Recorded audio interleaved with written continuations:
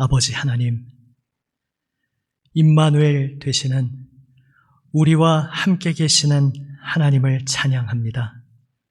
볼지어다 내가 세상 끝날까지 너희와 항상 함께 있으리라 약속하신 주님께서 오늘 주님 예수님의 이름을 부르는 성도들에게 이 자리에 여기 계심을 믿습니다.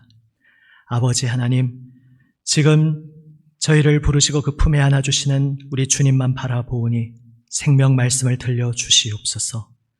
말씀으로 사랑하시는 아들, 딸의 심령을 새롭게 하시고 위로하시고 붙들어 일으켜 주시옵소서.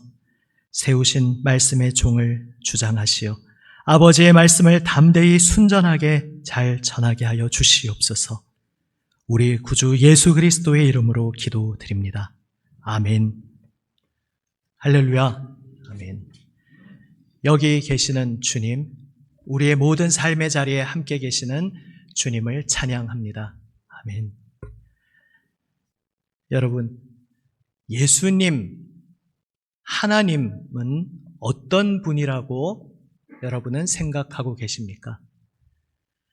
예수님, 하나님이라는 이름은 그 이름을 부를 때에, 그 이름을 들을 때에 어떤 느낌으로 여러분에게 다가오십니까? 이 질문에 대해서 오늘 본문이 우리에게 의미심장하게 대답하는 장면이 있습니다. 그 이야기를 하기 전에 먼저 오늘 본문과 그리고 앞선 본문들에 연결되어 있는 구약의 배경을 이해할 필요가 있습니다. 사실 구약 성경을 알고 있던 유대인들에게 예수님의 행동은 너무나 충격적인 것들이었습니다. 구약 성경을 통해 그들이 생각하고 있던 하나님 앞에서의 경건과 예수님의 행동, 그것은 너무나 괴리가 있어 보였습니다. 너무나 예수님의 행동과 그들이 생각하는 하나님 앞에서의 경건은 거리가 멀었습니다. 그렇다면 예수님이 잘못하신 것이겠습니까? 아니면 유대인들이 무언가를 놓치고 있었던 것이겠습니까? 유대인들은 경건을 어떤 것으로 생각했습니까?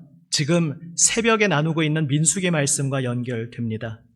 민수기 5장에서 하나님께서는 이스라엘 진영에서 나병 환자, 유출증이 있는 자, 또 주검, 시신과 접촉한 자들을 모두 내보내라고 말씀하십니다. 물론 어디 먼 곳으로 내쫓는다는 뜻은 아니고 그 진영 내부에는 있지 않고 지금 그러한 일들로 잠정적으로 부정케 되어 있는 이들은 진영 바깥에 머물러야 한다는 말씀입니다. 그 이유를 하나님께서 이렇게 말씀하십니다. 내가 그 진영 가운데에 거하기 때문이다. 이 말씀을 유대인들은 생각하기를 경건이라는 것에 대해서 이렇게 해석하면서 생각했습니다. 경건이란 누가 부정한 자인지, 누가 정결한 자인지 가려내서 부정한 자들을 배제시키는 것이 경건이다. 이렇게 생각했습니다. 그래서 예수님 당시에 그 시대의 유대인들 중에 자신이 더 경건하게 살고 있다고, 노력하고 있다고 자부하던 자들은 소위 그들의 기준으로 볼 때 부정한 자들과 선을 긋고 아예 그들과 상종하지 않았습니다. 그런데 예수님의 삶은 그들의 고정관념을 뒤집어 버렸습니다. 오늘 본문 바로 앞 내용을 보면 혈루증으로 오랜 세월 고생하던 여인이 나오는데 그 여인이 내가 예수님 옷자락만 만져도 내가 나을 거야 이런 믿음을 가지고 몰래 다가와서 예수님 옷자락을 만지는 장면이 있습니다. 그 순간 정말로 여인의 병이 낫습니다. 그 여인의 병, 혈루증, 즉 하혈하는 병은 아까 이야기한 민수기 5장에서 말하고 있는 그 유출병 중에 한 종류입니다. 유출병이 남성이나 여성이나 고름 혹은 피 이런 것들을 계속 이제 흘리는 병을 말하는 것이기 때문입니다. 그러니까 구약식으로 말하자면 지금 그 여인이 예수님 옷에 손을 대는 순간 예수님은 부정하게 되어야 하는 것이었습니다. 그런데 어떤 일이 일어납니까? 거꾸로 여인이 정결하게 되었습니다. 예수님의 삶을 보여주고 있는 복음서들에는 이러한 이야기들이 가득합니다. 마가복음 1장에서 예수님 앞에 한 나병 환자가 나아옵니다. 주님 원하시면 저를 깨끗게 하실 수 있습니다. 그렇게 예수님 앞에 나온 나병 환자를 예수님께서 어떻게 대하십니까?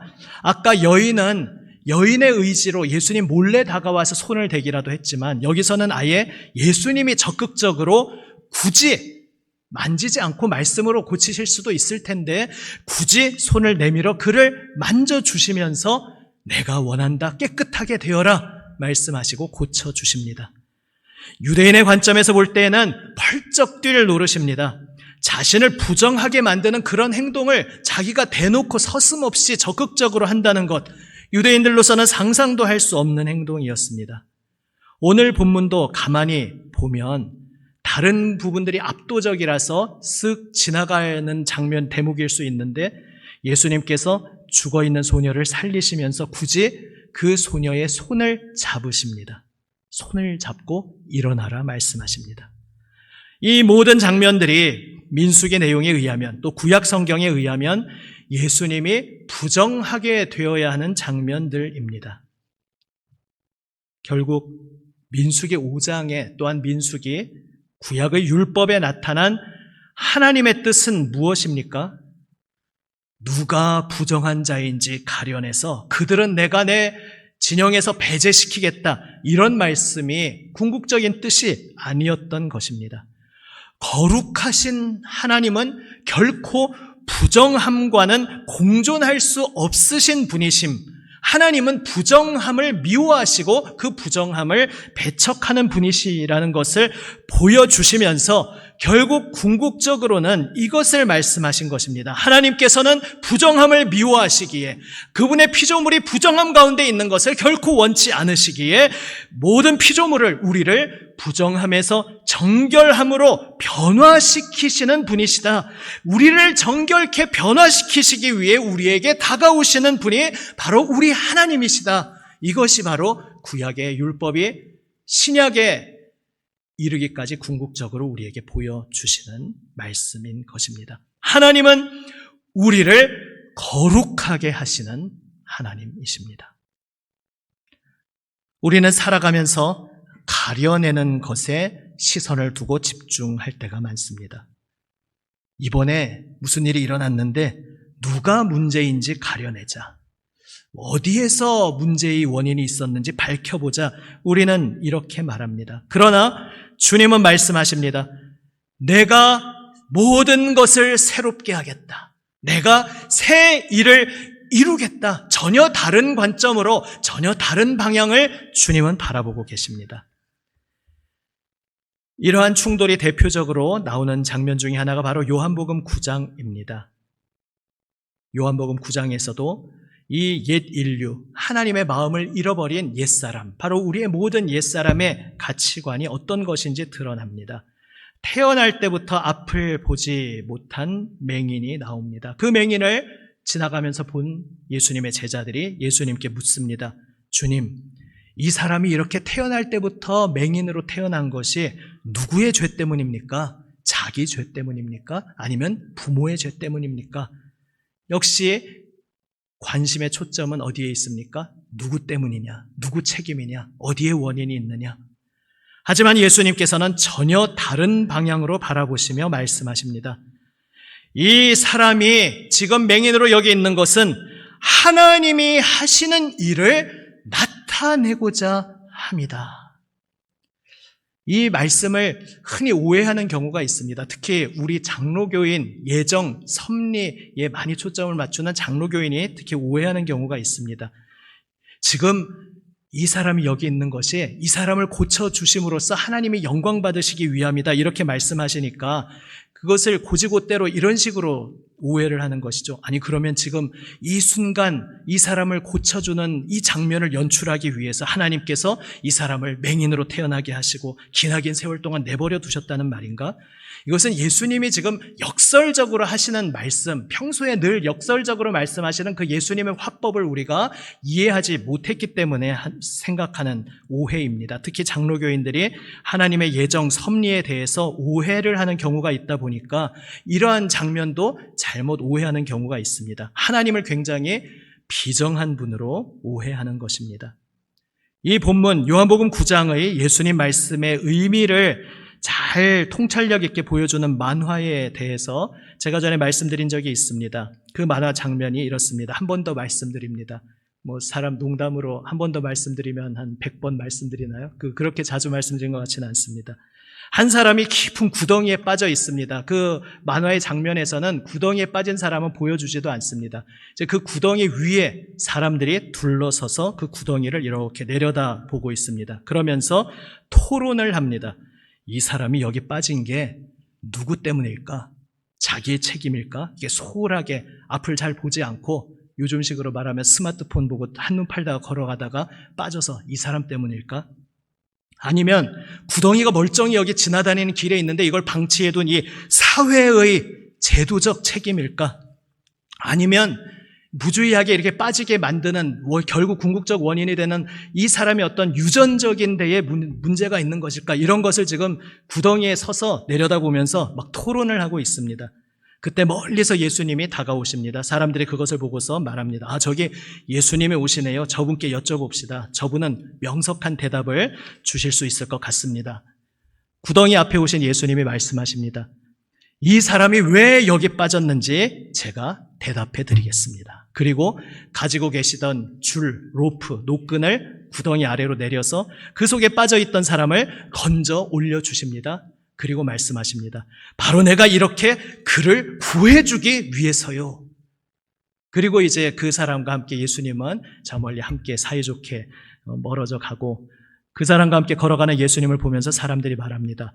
예수님은 확실히 우리가 답하기 어려운 문제에 답을 하는 신기한 재주가 있으신 것 같단 말이야.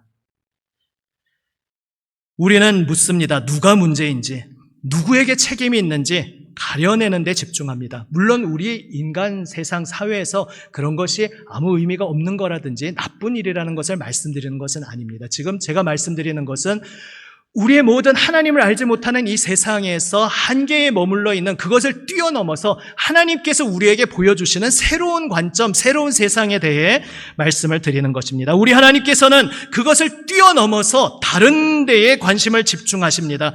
내가 너희를 건져주겠다. 내가 너희를 새롭게 하겠다. 내가 너희에게 구원을 베풀겠다. 내가 나의 모든 것을 쏟아부어서 나의 생명까지 내어주어서 만물을 새롭게 하고야 말겠다. 바로 이렇게 말씀하시는 분이 우리 하나님이십니다. 그리고 우리가 성경을 받고 하나님을 믿고 십자가에 달리신 예수 그리스도를 믿는 것은 바로 그 하나님이 우리 하나님이심을 믿고 고백하고 있는 것입니다.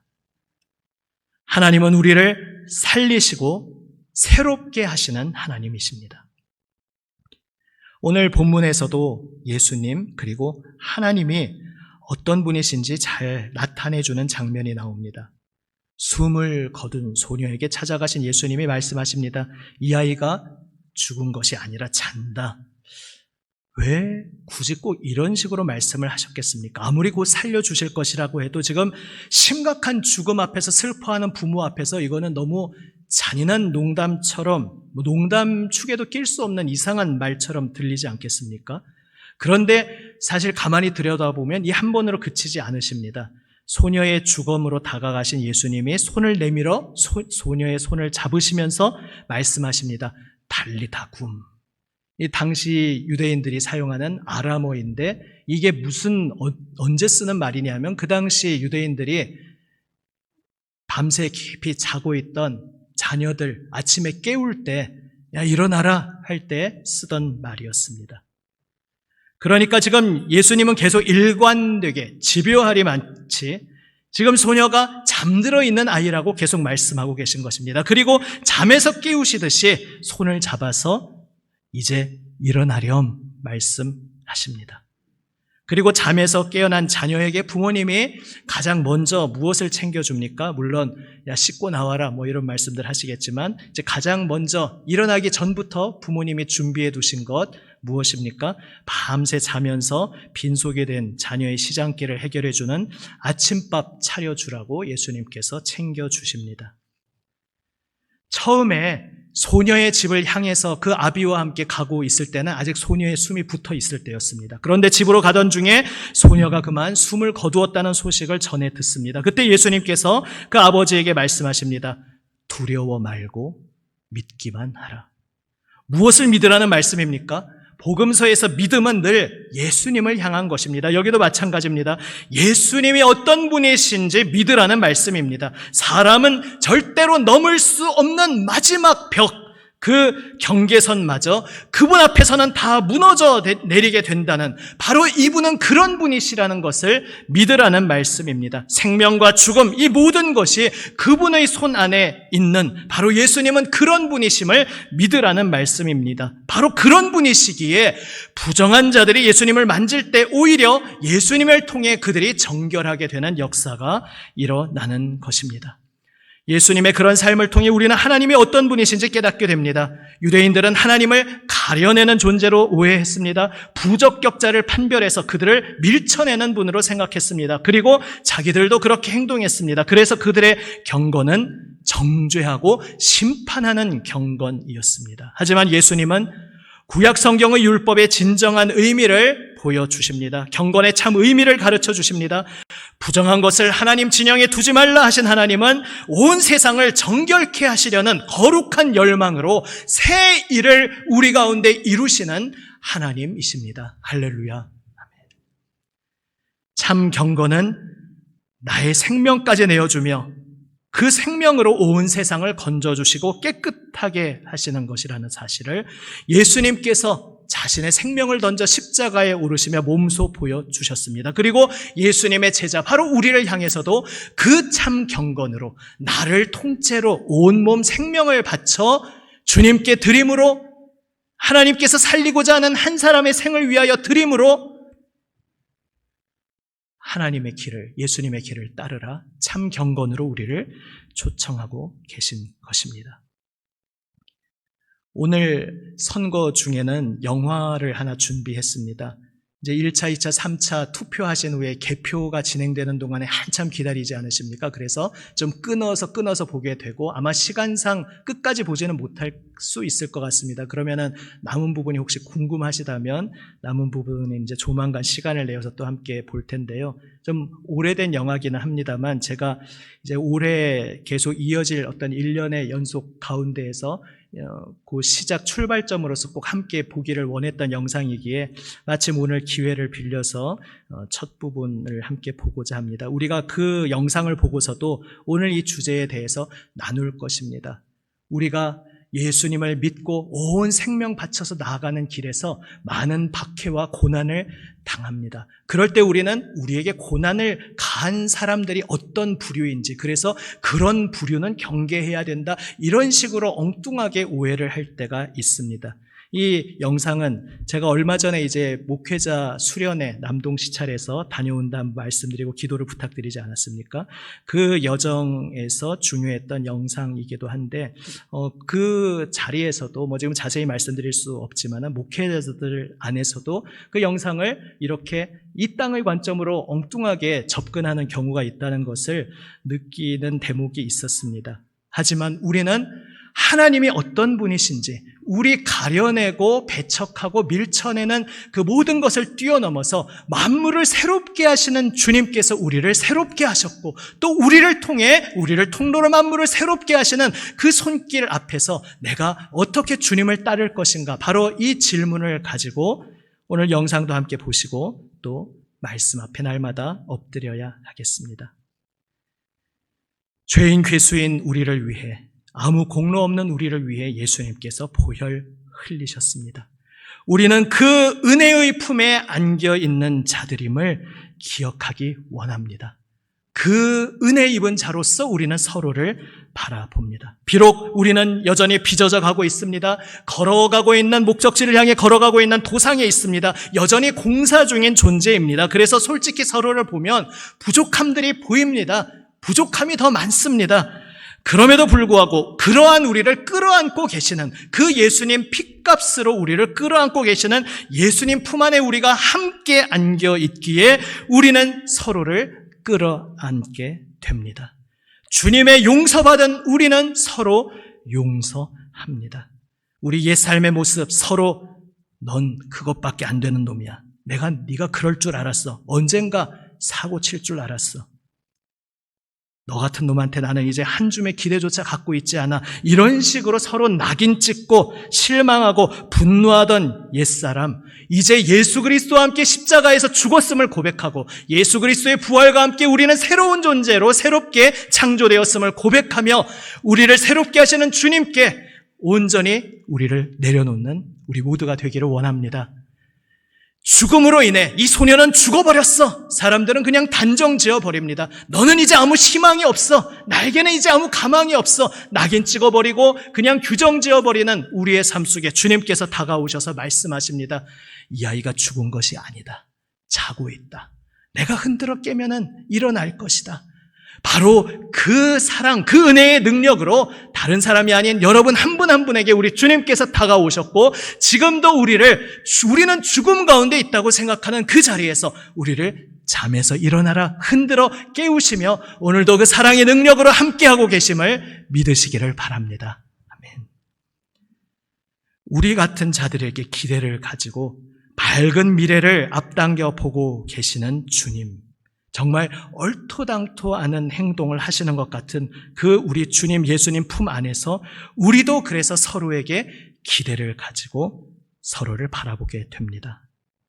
오늘 교회의 일꾼을 세우는 데 있어서도 마찬가지입니다. 결국 제도상 누군가는 후보에 아예 안 들어오신 경우도 있고 후보에 들어오신 분들 중에서도 어떤 분들은 세워지고 어떤 분들은 아직은 안 세워질 것입니다. 그게 누구는 좋아서 세우고 누구는 나쁘기 때문에 밀쳐낸 것이 아닙니다. 혹시 결과적으로 안 되셨다 하더라도 그렇게 스스로 함정에 빠지지 않으시도록 주님께서 우리를 어떻게 보고 계시는지 주님의 마음으로 우리 스스로를 바라보는 여러분 되시기를 바랍니다. 우리가 믿음의 공동체 안에 있다는 자체가 이미 예수님의 은혜의 선택 안에 있는 존재고 예수님의 더할 나위 없는 사랑을 받고 있는 존재고 너는 이 세상 무엇과도 바꿀 수 없는 나의 소중한 존재라고 예수님 품에 꼭 안겨있는 바로 그러한 존재들임을 기억하시기를 바랍니다. 그 가운데에 교회의 필요에 따라 이제 먼저 앞장서서 섬길 일꾼이 선택되어 세워짐 속에서 세워진 이도 두렵고 떨림으로 또 이번에 아직 기회가 주어지지 않은 이도 지금 나에게 여전히 다른 자리에서 계속 또 멈추지 말고 달려가며 섬기라고 말씀하시는구나 고백하면서 우리 모두가 함께 우리를 새롭게 하시는 주님 앞에 감사의 고백으로 엎드리기를 원합니다. 주님께서 우리 안에서 새 일을 시작하셨고 시작하신 그분께서 반드시 이루실 줄로 믿습니다. 아멘. 기도하시겠습니다. 아버지 하나님 감사합니다. 주님의 크신 은혜와 사랑으로 저희를 새롭게 하시는 주님 은혜의 손길에 저희를 모두 맡깁니다. 주님, 예수 그리스도의 보혈 은혜 입은 저희들 주님의 크신 사랑으로 날마다 새롭게 하여 주시옵소서.